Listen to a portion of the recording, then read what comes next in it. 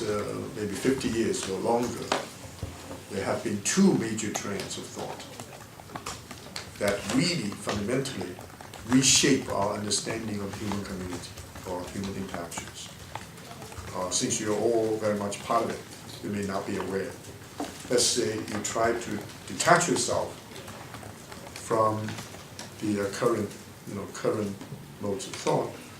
What are some of these two major trends of thought in the last 50 years in terms of you're aware of the historical process? We're talking about more than a millennium of the development of humanity. Two major forces that emerged only in the last 50 years. Human rights, very, very important one, but that's not it. Because human rights emerged very early, and human rights are now still encounters difficult problems of universalizability. Some people say, from our cultural point of view, this particular statement of human rights may not be the most universal.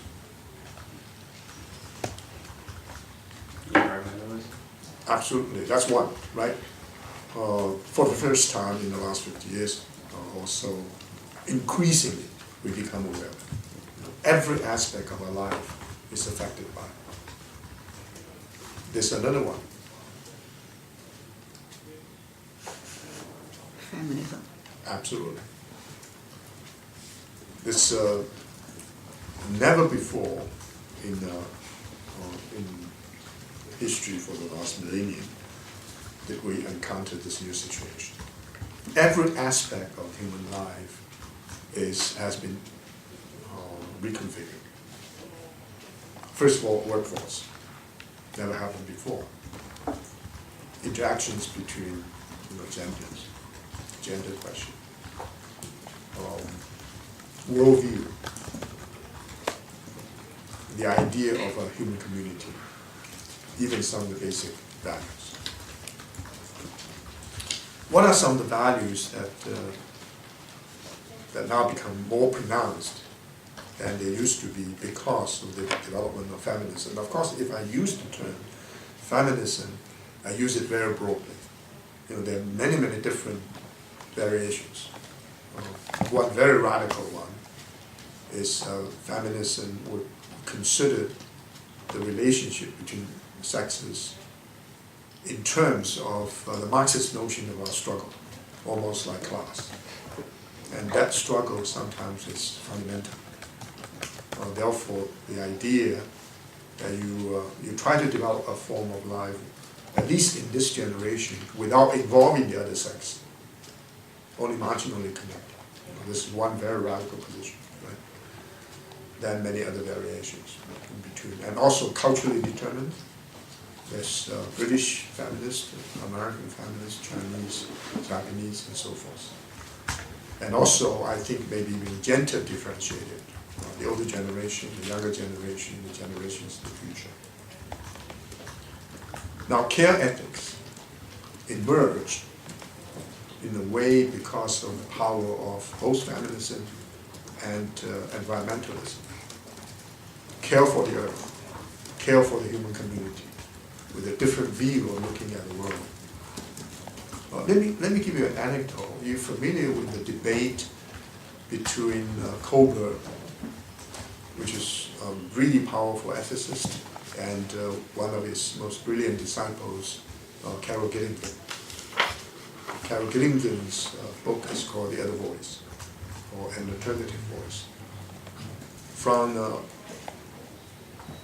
the classical sense of moral reasoning, Kohlberg, for example, follows Piaget, who is a psychologist, and very much under the influence of Immanuel Kant. And therefore, human rationality is considered as absolutely critical for moral reasoning.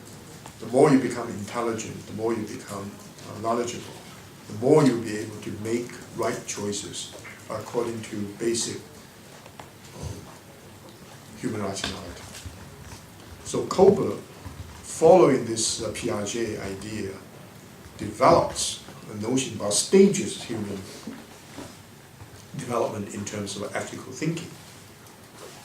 And one very controversial observation that he made, since rationality is the most important, he studied children at the age of 6 and concluded the development of intelligence can be differentiated between genders.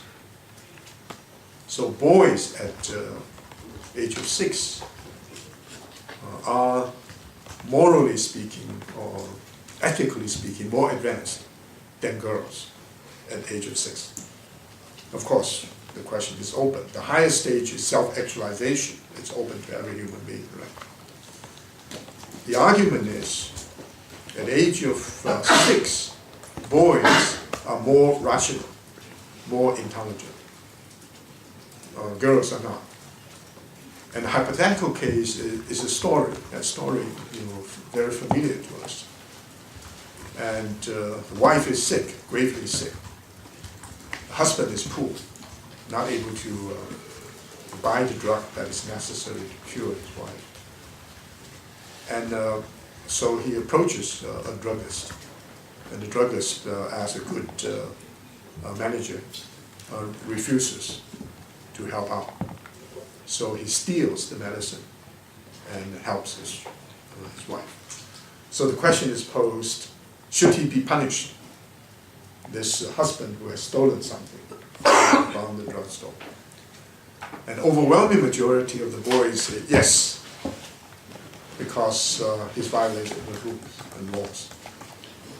And a very large percentage of girls try to change the rules of the story.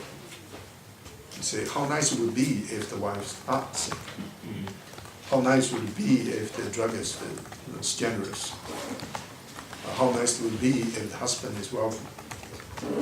So from Kober's point of view, this inability to make a choice, inability to think rationally about what you have to do, because the world is such, it is shaping in this way, you have to make a decision, you cannot change the rules of the game.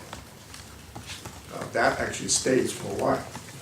So Gillingen's challenge, again, is very interesting, is to say, what do you consider as absolutely necessary or the most basic reason for human flourishing in the ethical sense? If you privilege rationality, that's the story. But if you privilege something else, that's it, like in the Confucian tradition, sympathy. So at that age, you have boys who are very rational, who follow rules, but girls fail to do that because there's another element that is sympathy. They can sympathize with the druggist, with the husband, and with the wife. And they're willing to change the rules of the game probably through imagination.